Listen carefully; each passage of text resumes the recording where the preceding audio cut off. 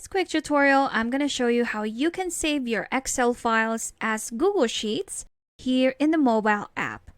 So let's say you have been shared a file but is in Excel format and you want to save it as a Google Sheets file.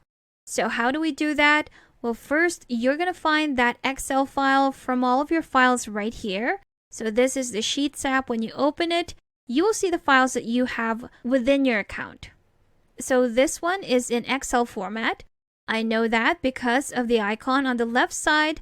You will see that the Sheets app would have that cross, and for the Excel format, it would have the X. So they're all green in color, but the icons would have an X on them if they are in Excel format. So if we want to save this as a Google Sheets, what we're going to do is to go to the right side. Also, my files are right now in list view. If you were in grid view, like so, you would have a little preview of those files right there. You would just go to the bottom right corner of that file, which is still on the right side. There you go, tap on that, and it will show you these options. So if we were in list view, like so, again, your ellipsis will be on the right side. Tap on that and we'll show you the same options.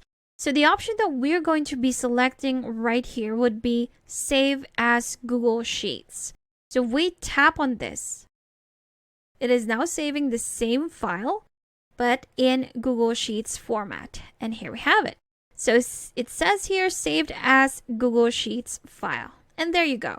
So that's how you can quickly save your Excel files as Google Sheets files. So you can quickly do that with the Sheets app. And again, you have to be in the Sheets homepage on your Sheets app. That's how quick and easy you can save your Excel files as Google Sheets here in the Sheets app. If you still need extra help with Sheets, I've got a free guide linked in the description below that you should definitely check out. Thank you for watching this quick tutorial. Make sure to subscribe for more helpful videos, and I will see you in the next one.